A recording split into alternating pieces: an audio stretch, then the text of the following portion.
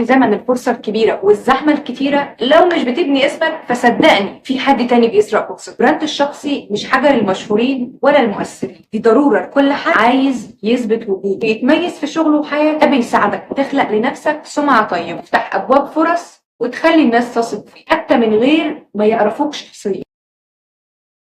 البراند الشخصي مش بس اسم، صورتك اللي الناس بتشوفك بيها حتى من غير ما تكون معاك. البراند الشخصي والانطباع المستمر اللي بتتركه في عقول الناس من خلال كل تفاعلاتك، بس شغلك او كلام، في اسلوب حياتك، ردود فعلك، حتى طريقه لبسك وتصرفاتك. البراند هو ازاي ان اللي حواليك بيشوفوك انت، ده بيحدد فرصك في الحياه.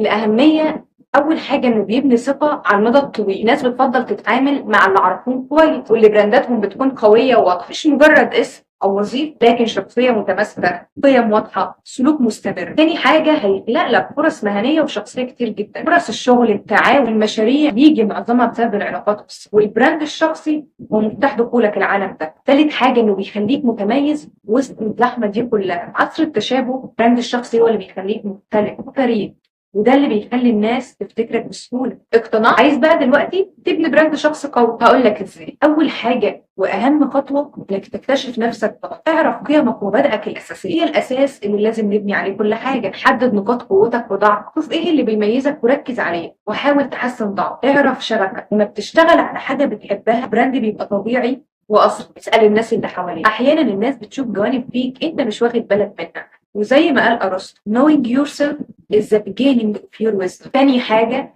خلي الرسالة بتاعتك واضحة وعميقة. حاول تلخص في جملة واحدة ايه اللي الناس لازم تعرفه عنك. خليك محدد، الناس بتحب الوضوح والبساطة. تابع رسالتك مع الأصدقاء أو جمهور صغير وشوف ردود الفعل. حاجة، إبراز البراند الشخصي في العالم الرقمي. اختار منصات التواصل المناسبة ليك والجمهور. اهتم بجودة المحتوى، يكون أصيل مفيد مرتبط برسالتك. استخدم تصميمات متناسقة في حسابات، صور، لوجو، ألوان. رابع حاجة، اتفاعل مع جمهورك بشكل مستمر، رد على التعليقات، شارك تجاربك، خلي البراند حي مستمر. خامس نصيحة هقولها لك، خليك صادق وأصعد، تحاول انك تكون نسخة من حد تاني. 6، شارك نجاحاتك وفشلك بثقة. الناس بتتواصل مع القصص الحقيقية. الاعتراف بالأخطاء جزء من قوة البراند. 7، ابني علاقات حقيقية وقوية. ساعد الناس بدون انتظار مقابل. شارك معرفتك وخبراتك. استثمر في شبكة علاقات متنوعة. عشان بقى تبني البراند لازم تكون صبور. نقل البراند بيحتاج وقت واستمرارية. حافظ على تطورك وتعلم مهارات جديدة. ابحث عن مرشد أو كوتش يدعمك. تابع وحلل ردود فعل جمهورك باستمرار. دراسة من لينكد ان اكدت ان 70% من اصحاب العمل